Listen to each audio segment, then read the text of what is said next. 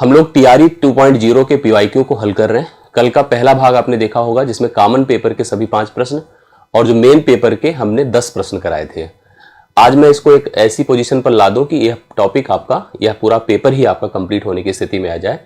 तो आप सभी लोग मेन पेपर जो कि 6 to 8 का है, उस 6 to 8 के कुछ प्रश्नों को आप हल कर चुके हैं। आप कॉमन पेपर के भी प्रश्नों को हल कर चुके हैं और जो बचे प्रश्न है उसकी हम लोग शुरुआत करते हैं।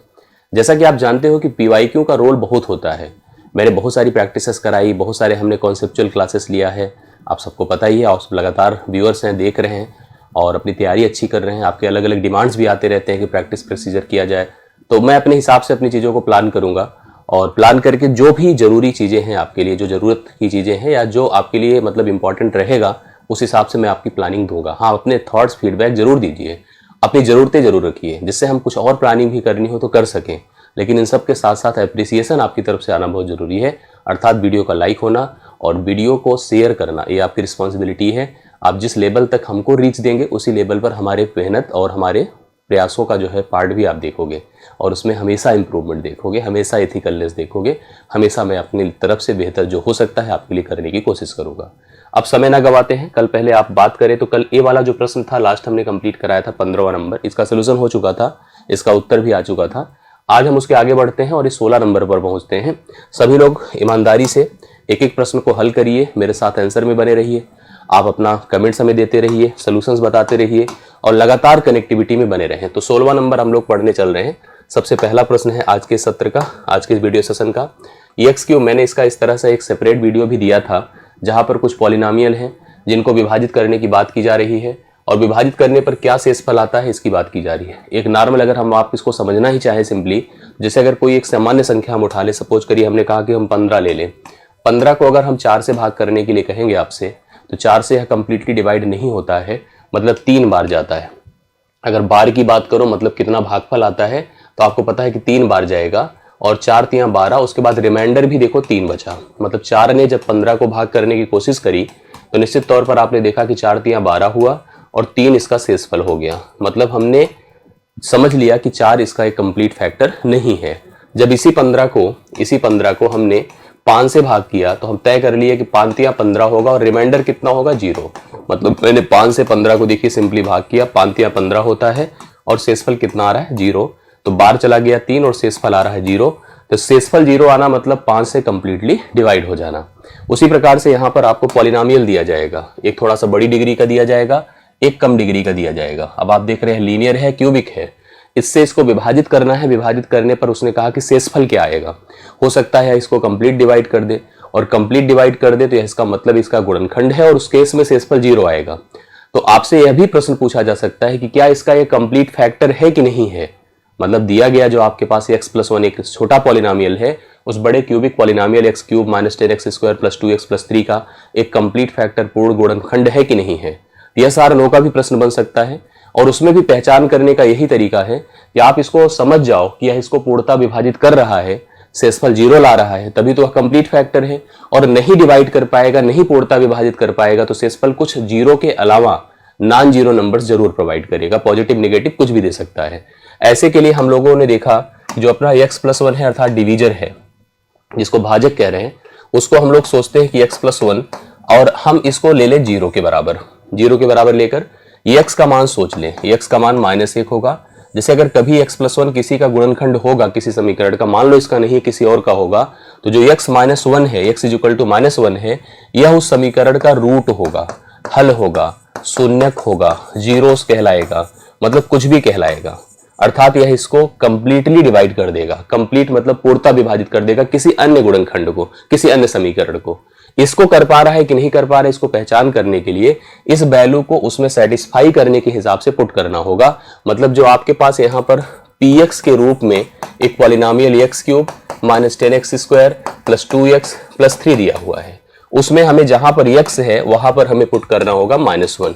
मैंने रख कर देखा, -1 का होल क्यूब, -10 × -1 का होल स्क्वायर, हाँ, +2 × -1 + 3 कर दिया। तो ये -1 हुआ, ये आपका 1 होगा, -10 हो जाएगा क्योंकि -1 का स्क्वायर +1 होता है। -2 हुआ, +3 हुआ। जब इसका सोल्यूशन हम लोगों ने किया तो आप देख रहे हैं कि यह दोनों खत्म हो जाएंगे, -3 + 3 से बचेगा -10। तो -10 यहाँ पर क्या है, एक तरह से रिमाइंडर है। क्या है, रिमाइंडर है। और मैं इस तरह से दावे से भी कह सकता हूं कि x+1 इसका एक फैक्टर नहीं है, गुणनखंड नहीं है। x = -1 उसका रूट नहीं है, जीरोस नहीं है। तो -10 इसका शेषफल है, जो ऑप्शन नंबर आपको सी में दिया गया है। तो ऐसे प्रश्नों को हल करने का और प्रोसीजर में लाने का यही सबसे सिस्टमेटिक और अच्छा तरीका है। आइए हम लोग इस प्रश्न को तो कर ही लिए, आशा करता हूं समझ में आपको आया भी होगा। इस प्रश्न को देखिए, थोड़ा पढ़िए, समझिए, तब आप डिसाइड करो कि यह किस पैटर्न का प्रश्न है। क्वेश्चन में कहा है कि सुशील ने एक वर्ष में, अब पढ़ो इसको, कितना लिखा, इकाई, दहाई, सैकड़ा, हजार, 10,000, लाख, 6 लाख रुपए कमाया। इसको देखते ही हम समझ गए कि उसकी 50,000 रुपए थी। क्यों? क्योंकि 12 पंचे 60 होता है। एक वर्ष में अगर कोई 6 लाख रुपए का पैकेज पाता है तो 50,000 रुपए प्रतिमाह उसकी इनकम है।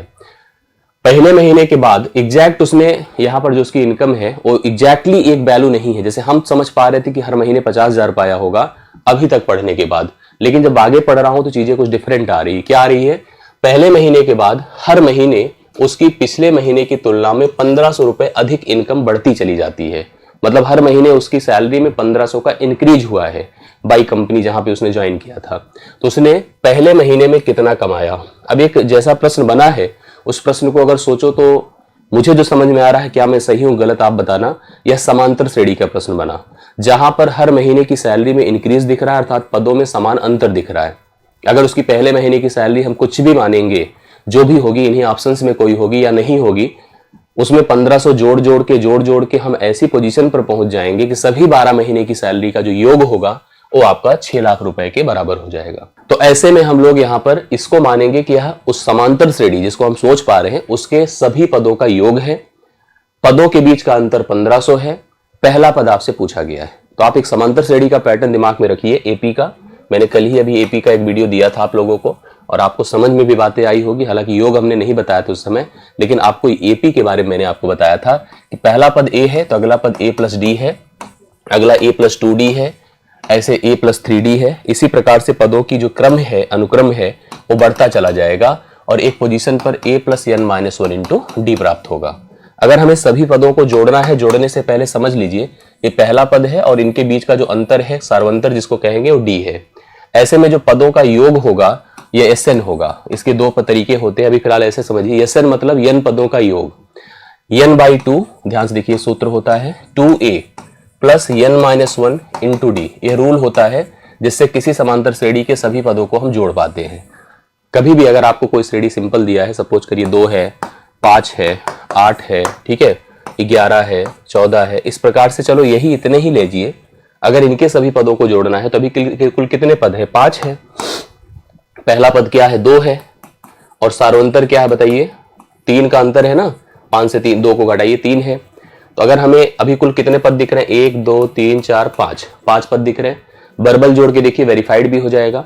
5 2 7 8 15 14 29, 15 14 29, 10 39 1 40, सभी को जोड़िए तो कितना आ रहा है? 40। जोड़ने पे 40 आ रहा है। हम लोग अगर लिख दे S5, ठीक है, S5 मतलब 5 पदों का जोड़ जो समांतर श्रेणी दिया गया है, S5 = n मतलब 5/2, 2a 2 × 2 प्लस n-1 5 - 1 × d मतलब 3, ऐसे रख दिया हमने। तो अब अपना देखो मान कितना, 5/2 रहने दीजिए। यहाँ पर 4 प्लस यहाँ पर 4 × 3 कितना होगा? 12, 12 4 कितना होगा? 16, 2 8 16 होता है, 8 पंचे 40, जुड़कर कितना आ रहा है? 40। तो समांतर श्रेणी के n पदों के जोड़ का सूत्र होता है।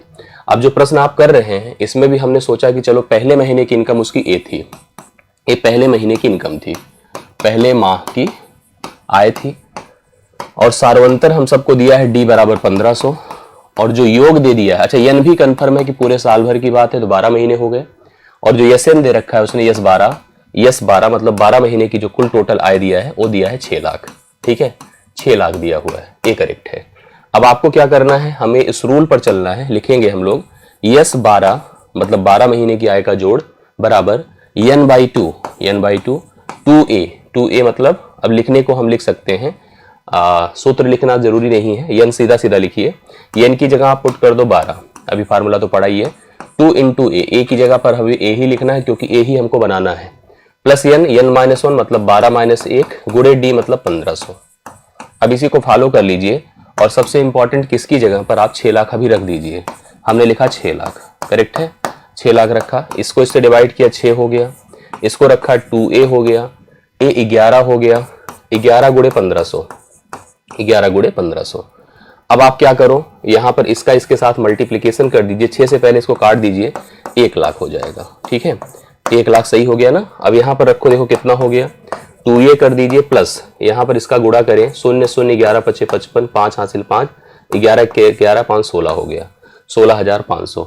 इसको इसमें घटा दीजिए, 16,500 को 1 लाख से घटाइए तो 2a is equal to 1 lakh में से 10,000 निकला 90,000, 6,000 और निकला 84,000, 500 और निकला तो 83,000 क्या हो जाएगा 500।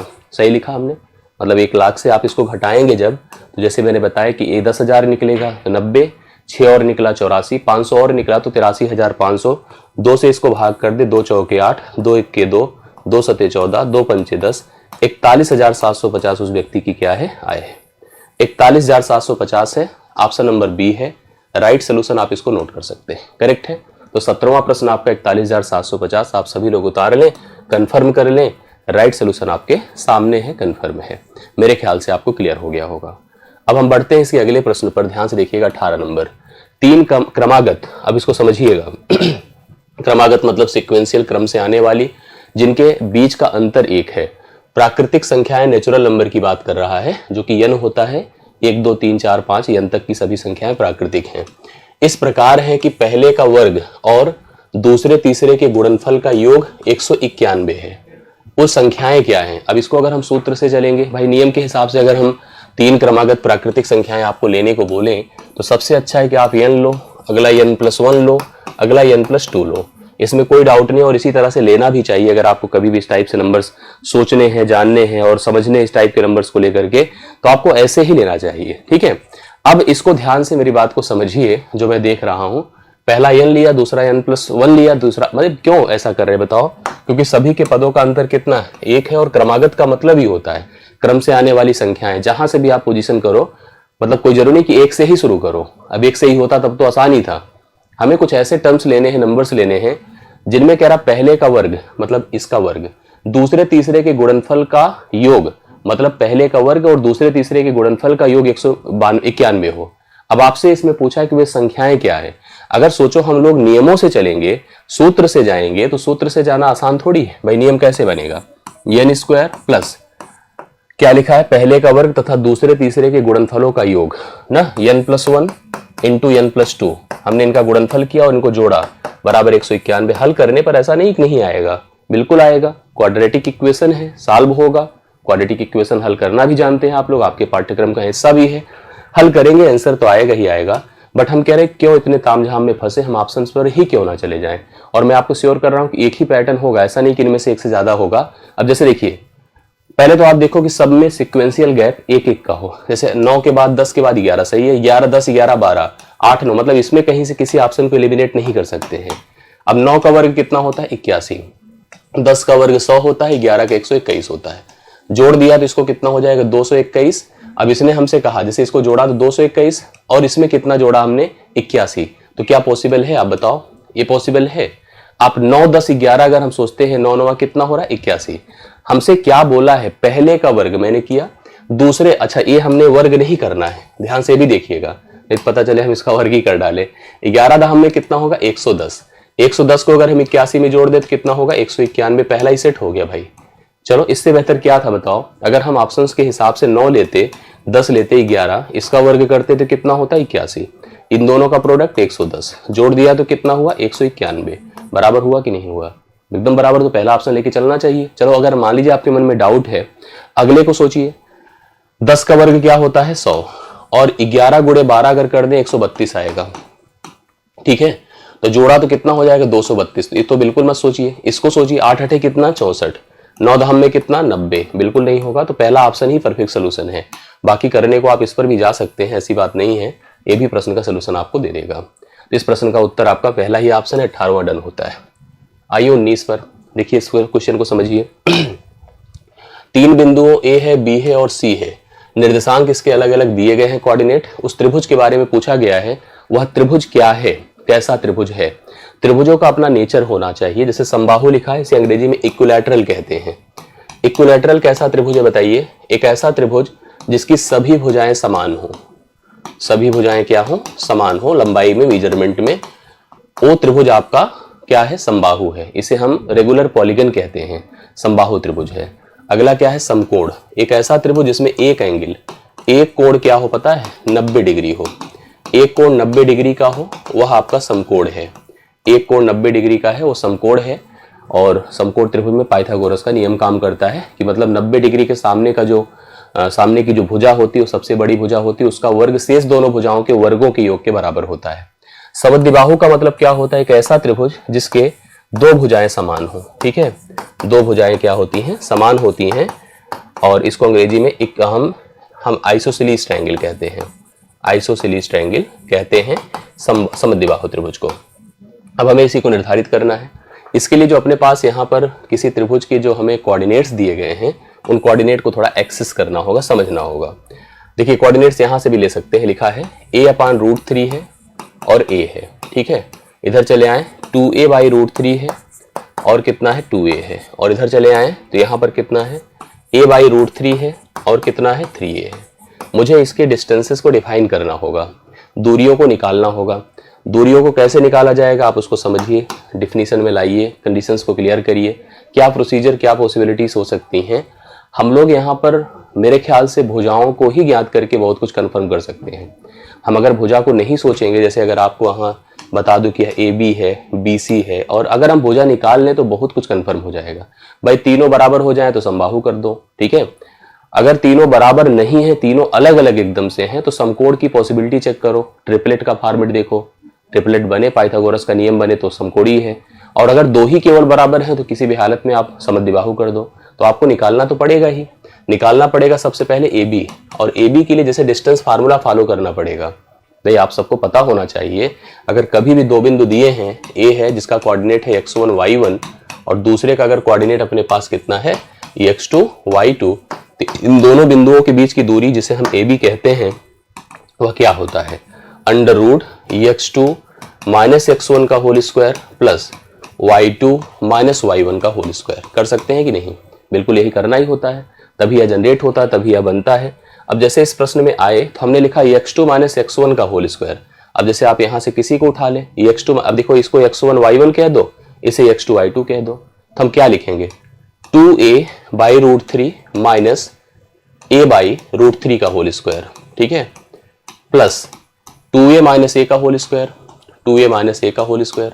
अब इसका सोल्यूशन अगर करेंगे हम लोग, भाई नीचे दोनों के √3 है तो यहाँ पर a/√3 हो जाएगा। भाई 2a - a सिंपल करो, नीचे दोनों के √3 है तो कंफर्म है कि 2a/√3 माइनस a/√3 मतलब a/√3, तो रूट के अंदर आपका a/√3 का होल स्क्वायर हो गया। ठीक है, अब इसको कहीं रफ पे करना ज्यादा अच्छा है, और यह आपका a स्क्वायर हो गया।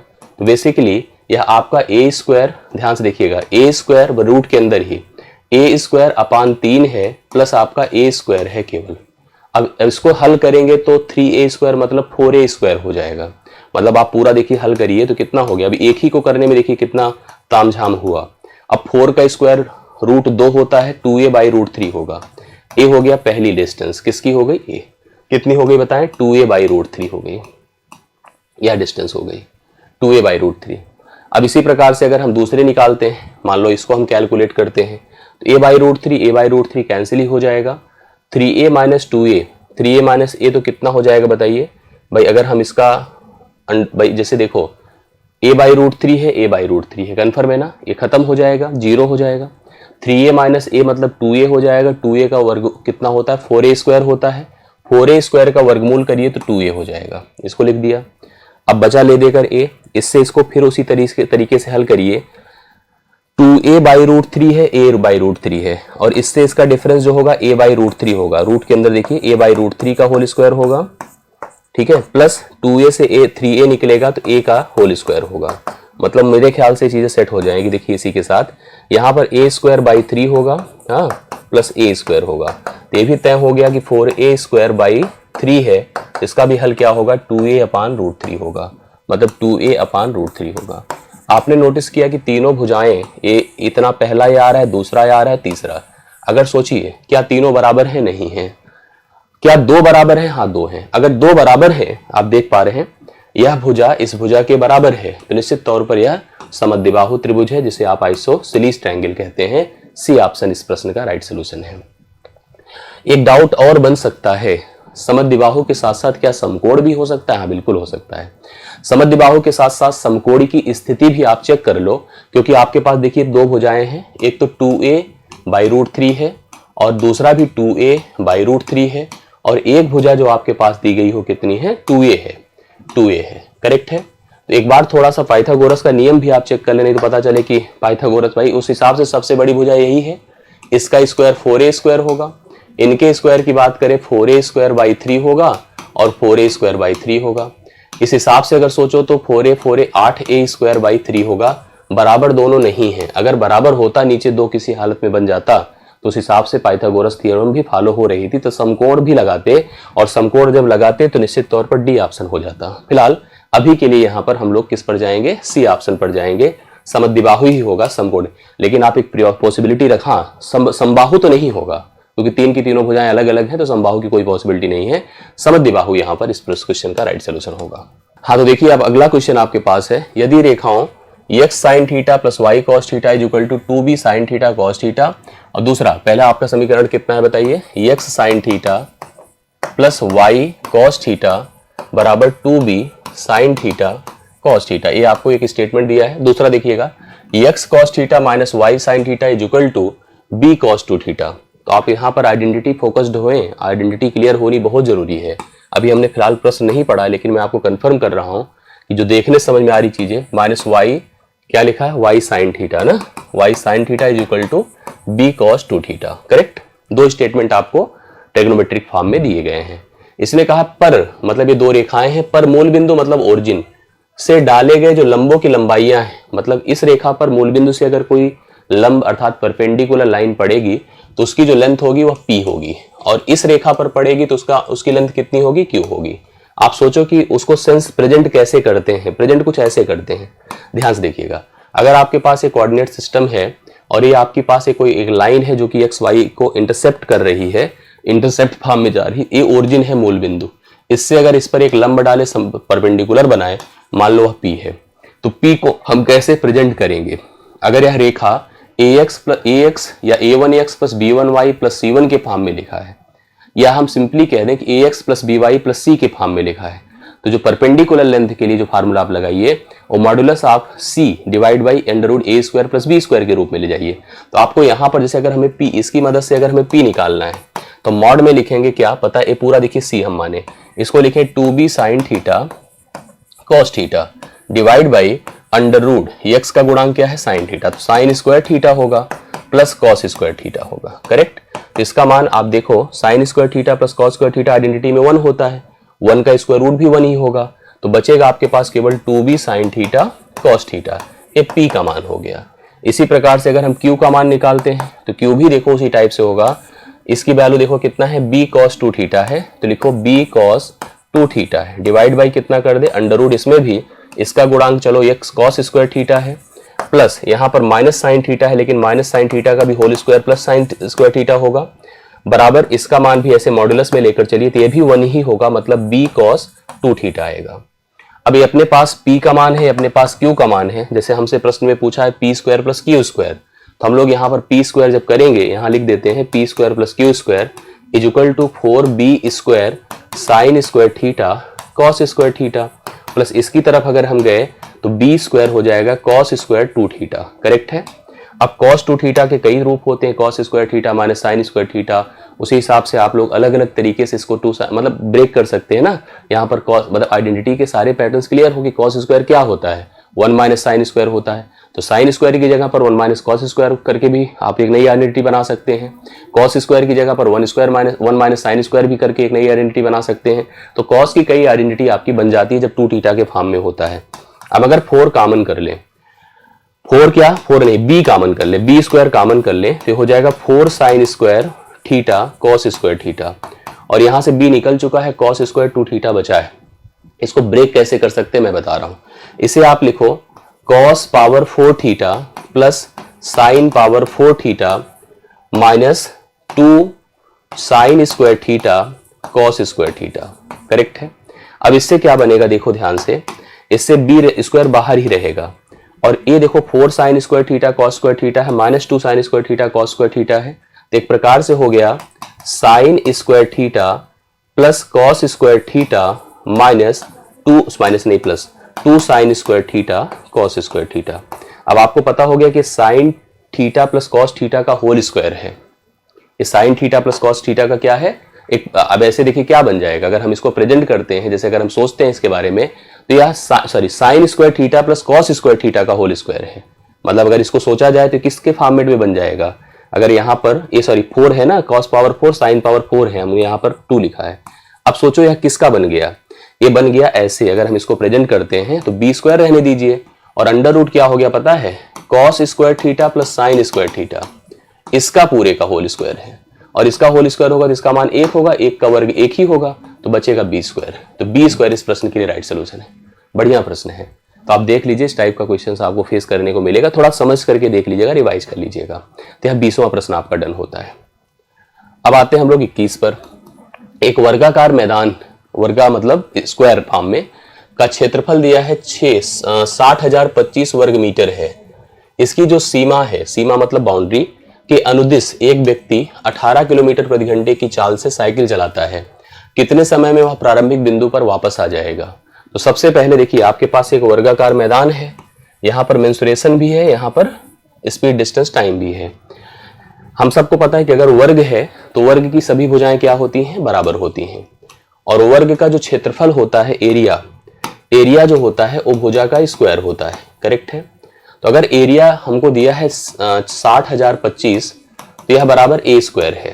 तो ए का मान क्या होगा पता है, हम इसको क्यों निकाल रहे हैं अभी देखिए तुरंत क्लियर हो जाएगा।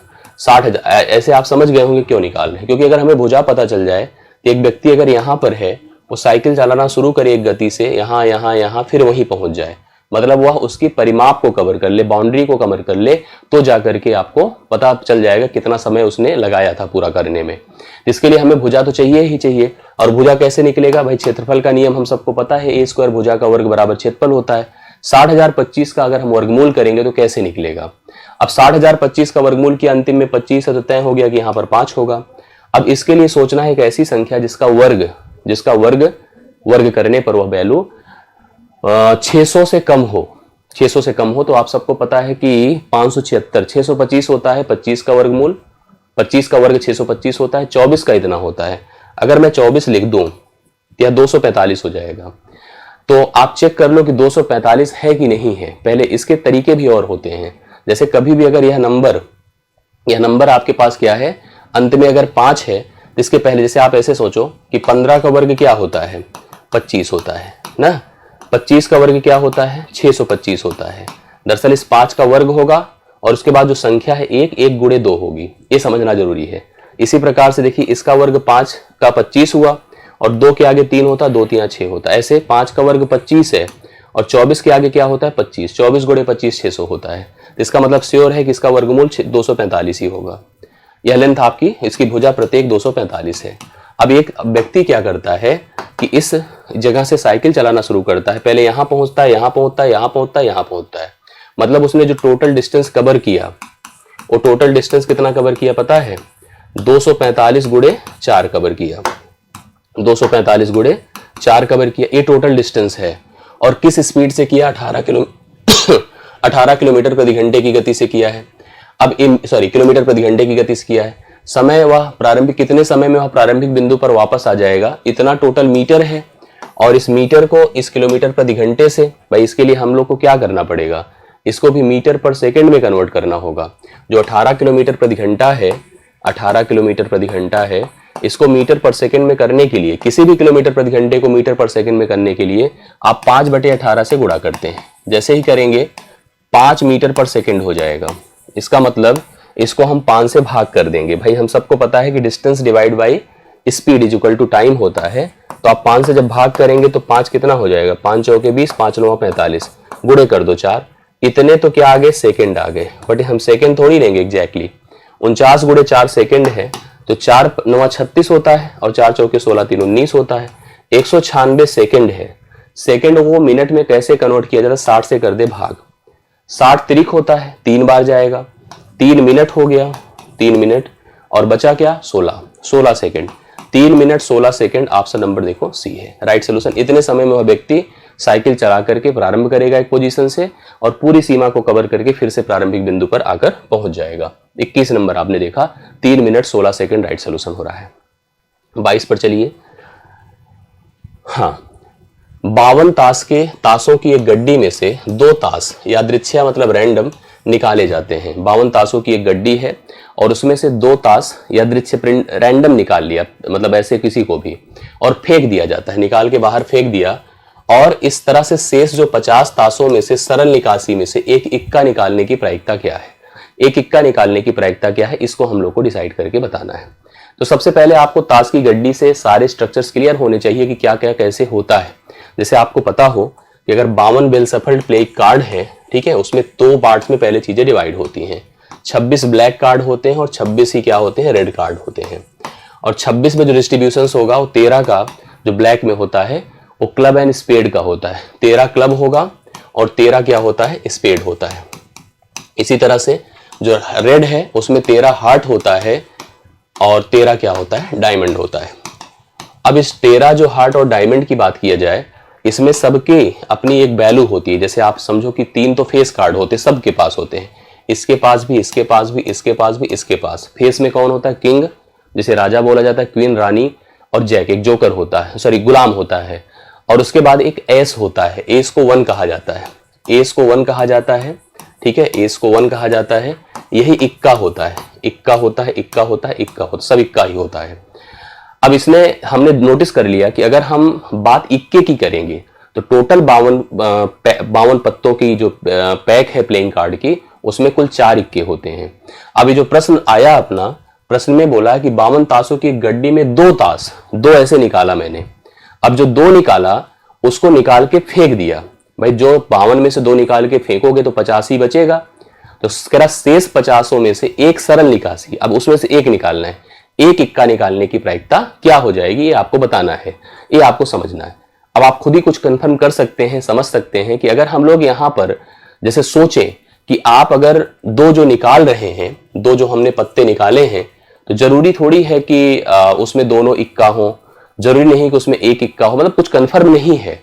लेकिन हो सकता है कि दोनों इक्का हो सकते हैं, दोनों इक्का नहीं हो सकते हैं, और दोनों में से एक इक्का हो सकता है। तो पॉसिबिलिटी सारी लेकर चलिए, सारी कंडीशंस की बात करिए। आइए सबसे पहले हम समझते हैं 2 ताश की। पहले एक काम करो, दोनों निकाल के फेंक दो। चलिए, जब दोनों, ध्यान से देखिएगा, पहले जो दोनों आपने निकाल के फेंका, हो सकता है दोनों इक्का निकाल के फेंक दिया, तो जो बचा उसमें 2 ही इक्का बचेगा। अगर दोनों इक्का नहीं थे तो सारे के सारे इक्का बचे हुए हैं। बात समझो। अब पहले 52 थे, 52 में आपने क्या किया, 2 निकाल के फेंक दिया। जो फेंका पहले उसके बारे में सोचिए, जो फेंका आपने निकाल करके, जो फेंका है, दोनों इक्का अगर हो तो, दोनों इक्का हो तो कितना इक्का बचेगा बताओ। दोनों अगर इक्का है तो 2 इक्का बचेगा, 2 बचेगा, करेक्ट है। अगर एक इक्का, अच्छा दोनों इक्का थे, दोनों इक्का मान लो नहीं है, दोनों इक्का नहीं है, दोनों नहीं है तो क्या होगा, तो अगर दोनों नहीं है तो 4 इक्का बचेगा, 4 बचेगा। अगर हमने कहा एक ही इक्का है, एक ही इक्का है, एस है, तो एक कितना बचेगा, 3 बचेगा। अब इन्हीं की प्रोबेबिलिटी सोचिए भाई। अब अपने पास जब हमारे पास 50 ही बचे हैं तो 50 में हो सकता था कि 2 इक्का हो, उन दोनों की लेने की प्रोबेबिलिटी क्या होगी, 2/50। जैसे अगर हम रैंडम ऐसे ही कह देते, मान लो ये सिचुएशन जो मैंने क्रिएट किया था, मैं इस समय कहता कि इन 52 में से इक्का लेने की प्रायिकता क्या है, तो आप कहते कि 1 2 3 4, 4/52 ना। प्रायिकता का मतलब क्या होता है, probability P of A is equal to N of A divide by N of S, यही होता है। क्लियर। अब हमने जैसे, अब इसका मतलब क्या है, हमारे फेवर में 4 लोग हैं और टोटल कितना है, 52 है, तो 4/52 कर दिया। अब आपने कहा सबसे पहला काम, रुक जाओ भाई, अगले प्रश्न मत जाओ, पीछे भी मत जाओ, यहां पे आओ। 52 तो टोटल अपने पास पैक में पत्तियां थी, 2 निकाल के आपने जो फेंक दिया। अब बचे 50 में से एक सरल निकासी में एक इक्का निकालने की प्रायिकता आपसे पूछ रहा है। तो सबसे पहले जो 52 से 2 फेंका, उन 2 को आपने जो सोचा है निकाला हाथ से, ऐसे कुछ भी निकल सकता है ना, दोनों इक्का हो सकते हैं। अगर दोनों इक्का निकाल के आपने फेंक दिया तो उन 50 में केवल 2 ही इक्के होंगे। 50 में केवल 2 ही इक्के होंगे तो उसकी प्रायिकता 2/50 होगी। अगर दोनों इक्का नहीं है तो जो बचे थे 4 के चारों इक्का सेफ बचे हैं तो उस समय प्रायिकता 4/50 होगी। और अगर एक इक्का था, एक इक्का नहीं था, तो उस कंडीशंस में आपको पता है कि 3 बचा होगा, 3/50 होगा। अब यही आपके पास सभी इक्का को लेने की प्रायिकता हो जाएगी। सबके नीचे 50 है, जोड़िए 5 2 4 2 6 6 3 9, 9 बटे कितना हो जाएगा 50। तो इसका सही आंसर होगा 9/50 होगा, क्योंकि तीनों स्वतंत्र चर हो जाएंगे, तीनों का एक दूसरे से किसी से कोई लेना देना नहीं होगा। तो राइट सोल्यूशन हम लोग कितना लगाएंगे बताइए, 9/50 इस प्रश्न के लिए करेक्ट सम लगा देंगे। ए हो गया। अब आइए इस प्रश्न की बात करिए। लिखा है cos a + b, त्रिकोणमिति की सारी आइडेंटिटीज अच्छे से पढ़िए। cos a - b का गुणनफल बताओ क्या होगा। cos a + b और cos a - b का गुणनफल देख के सब लोग कमेंट करिए जल्दी से, क्या आंसर इसका होने वाला है, जल्दी बताइए। इसका एक सिंपल सा फार्मूला होता है, इसमें कोई खास बात नहीं है। sin a + b की बात आती है, sin a - b की बात आती है। फिलहाल हम लोग को cos a + b cos a - b की बात करनी है। तो सिंपली आप इसको आइडेंटिटी पे लेके जा सकते हैं, cos square a - sin square b। ये रूल ही होता है, इसमें कुछ खास नहीं है। cos a + b cos a - b कितना होता है बताएं, cos square a - sin square b होता है, जो आपको ऑप्शन नंबर सी में दिया गया है, ऑप्शन नंबर सी। तो इसकी पूरी आइडेंटिटी तैयार कर डालिए कि sin a + b sin a - b cos a + b cos a - b। तो ये सब जितने भी रूल्स होते हैं इनको तैयार करना आपकी जिम्मेदारी है। इसको तैयार करिए और इसकी पूरी आइडेंटिटी क्लियर करिए। अगला देखिएगा, एक मकान की खिड़की से एक झंडे के शिखर का उन्नयन कोण 60 डिग्री है। समझिएगा, एक मकान की खिड़की से, कोई मकान था, मकान की खिड़की कहीं बीच में होती है और एक झंडा था, तो झंडे के शिखर का उन्नयन कोण 60 डिग्री था तथा उसके आधार का अवनमन कोण 30 डिग्री था। यदि मकान से झंडे की जो क्षैतिज दूरी थी वो 6 मीटर थी, मकान से जो क्षैतिज दूरी मतलब नीचे, तो झंडे की ऊंचाई पूछ रहा है। देखो ये मकान है, ये मकान है, ये मकान की खिड़की है, ठीक है, ये मकान का बेस है, एक झंडा है, ध्यान से देखना कंफर्म हो जाएगा। एक झंडा है ऐसे, यहां से यहां तक की दूरी कितना दे रखा है, यहां से यहां तक की दूरी 6 मीटर। क्षैतिज मतलब हॉरिजेंटल, हॉरिजेंटल ऊर्ध्वाधर होता है वर्टिकल, ठीक। ये मकान घर है और ये पोल है, ये पोल है। यहाँ वो खिड़की है जिस खिड़की पर कोई व्यक्ति बैठा है और यहां से वो क्या करेगा, झंडे की, देखिए इसने बोला है झंडे के शिखर, ये झंडा है, झंडे के शिखर को जब ऑब्जर्व करता है तो कितने डिग्री का कोण बनाता है, 60 डिग्री का, और इसे उन्नयन कोण कहते हैं। जैसे मैं इस समय कैमरे पर देख रहा हूं आपकी आंखों में आंखें डालकर, तो मैं अपनी बेस लाइन के साथ कोण बना रहा हूं 0 डिग्री। अगर मुझे आप जैसे जो हमारी कनेक्टिविटी है इस समय, अगर इससे ऊपर की चीज को देखना होगा तो हमें अपनी पलकों को ऐसे उठाना पड़ेगा, मतलब अपनी बेस लाइन से ऊपर उठना होगा। That is called the angle of elevation, उसे हम उन्नयन कोण कहते हैं। या नीचे की चीज देखना होगा तो उसी बेस लाइन से ऐसे डाउन करना पड़ेगा, तो हम एंगल ऑफ डिप्रेशन बनाते हैं। तो जो उन्नयन बनाएंगे तो 60 डिग्री, और दूसरा हमने कहा कि हम नीचे की तरफ जब देखेंगे ऐसे, तो ये बनेगा कितना बताएं, यहां से 40 डिग्री, कितना दिया 30 डिग्री, यहां बनेगा 30 डिग्री। अब हमसे प्रश्न पूछा, झंडे की ऊंचाई पूछ रहा है, यहां से यहां तक की लेंथ हमसे पूछ रहा है। कन्फर्म है, हम लोग निकाल देंगे, कोई ऐसी बात नहीं। बस ये सोचो, यह 6 है, ये 6 है, करेक्ट। हम इसकी भी लेंथ को फाइंड कर सकते हैं, तो हम लोग यहाँ पर इसको भी मानेंगे 6 ही है, करेक्ट है। तो सबसे पहले हम लोग इसकी मदद से इस लेंथ को निकाल लें, तो यह लेंथ इतनी लेंथ हो जाएगी, कोई दिक्कत की बात नहीं। उसके बाद इधर आगे कैलकुलेट कर लेंगे, आंसर हो जाएगा। सबसे पहले हमको पता है कि अगर हमें 90 डिग्री का उपयोग कर रहे हैं तो tan 30 लिखें, तो tan 30 degree is equal to perpendicular, मतलब यहां से यहां तक की हाइट को h मान लो, h अपान 6 हो जाएगा। 1/√3 होता है tan 30 का मान, h/6 होगा, तो h का मतलब 6/√3 हो जाएगा। एक इसकी लेंथ हो गई पता है, इसकी 6/√3 हो गई, और यही यहां भी होगा 6/√3, करेक्ट। यहां पहुंच जाइए, लिखिए tan 60। अब की बार यहां पर ये लेंथ देखो 6 यहां थी तो ये 6 यहां भी होगा, लिखिए tan 60। तो tan 60 बराबर, अगर इसकी हाइट को आप लोग यहां पर x मान लेते हैं, यहां से यहां तक, तो x बटा कितना होगा 6, तो tan 60 का मान √3 होता है, x/6, x बराबर 6√3 है। ये आ गया आपका 6√3। इन दोनों को जोड़ना है, 6√3 और 6/√3, तो 6√3 है प्लस 6/√3 है, क्रॉस मल्टीप्लीकेशन करिए, √3 से गुणा होगा 3, 6 3 18 प्लस 6 बटा √3 है। तो 18 6 कितना होता है 24 बटा √3 है। √3 को ऊपर नीचे मल्टीप्लाई करें तो होगा 3 3 8 24 होता है, 8 √3 आएगा। बी ऑप्शन है, 8 √3 24 नंबर करेक्ट होता है। क्लियर है। आगे बढ़ता हूं मैं 25 पर पहुंचता हूं। देखिए ध्यान से, एक समचतुर्भुज है जिसे आप रोम्बस कहते हैं। ठीक, समचतुर्भुज है, रोम्बस कहते हैं हम लोग यहाँ पर, का जो क्षेत्रफल है 480 वर्ग सेंटीमीटर है। इसके छोटे विकर्ण की लंबाई 20 सेंटीमीटर है। इसके बड़े लंबे विकर्ण की लंबाई हमको बतानी है। रोम्बस के बारे में थोड़ा जानकारी, बेसिक चीजें पता हो आपको, बहुत इंपॉर्टेंट फिगर होता है। ठीक है, इसकी सभी भुजाएं बराबर होती हैं। विकर्ण एक दूसरे को समकोण पर समद्विभाजित करते हैं। भुजाएं सभी बराबर होती हैं, ये भुजाएं सब मान लो, ये सब भुजाएं हैं। और इसका एरिया जो होता है 1/2 d1 × d2 होता है। डायगोनल्स का प्रोडक्ट का आधा इसका एरिया होता है, d1 × d2 का आधा। अब जैसे इस प्रश्न में इसका एरिया हमको दिया है 480, 1/2, इसका एक d1 मतलब इसका एक विकर्ण आपका 20 दिया है, दूसरा विकर्ण हमको बताना है, दूसरा विकर्ण d2 बताना है। तो 2 से काटिए 10 बार, इससे काटे 48। तो 48, ये आसान था अगर देखा जाए तो, 48 सेंटीमीटर आया। अब इसमें एक चीज और पूछ सकता है, इसका परिमाप क्या होगा या इसकी भुजा क्या होगी, तो कुछ भी पूछ सकता है। फिलहाल हम लोगों से अभी d2 पूछा था। फिलहाल इतना ध्यान दीजिए, अगर आपसे परिमाप पूछता तो कुछ ऐसे जाते। पहला विकर्ण क्या था 20 था, तो 20 अगर यह लेंथ पूरी थी तो यह 10 होता, यह भी 10 होता। ऐसे अगर अभी अभी किया आपने 48 आया है, तो 48 का यह भाग 24 होता, यह भाग भी 24 होता। अब 24 था 10 था, इसके आधार पर पाइथागोरस का नियम लगाते, यह भुजा निकलती और इसको 4 से गुणा करके परिमाप भी निकाल लेते जरूरत पड़ती तो। फिलहाल हम लोग बी ऑप्शन पर जाएंगे। तो बी ऑप्शन इस प्रश्न के लिए राइट सोल्यूशन है। और इतना ही आज हम रख रहे हैं। कल के सेशन में इसके अभी देखिए हमने अभी कितने करा दिए, 25, 5 कराए थे हमने कॉमन पेपर के और 20 हमने करा दिया जो है आपको मेन पेपर से। अब इसके बाद 20 ही अभी बचे हैं मेन पेपर में। तो 20 जो बचे मेन पेपर में है उसको कराना है नेक्स्ट क्लास में, मतलब कल यह टॉपिक आपका TRE 2.0 डन हो जाएगा। तो इसको आप पूर्ण कर लीजिएगा। इसके बाद फिर आगे की एक्टिविटी में हम लोग अगले पार्ट्स को कवर करेंगे।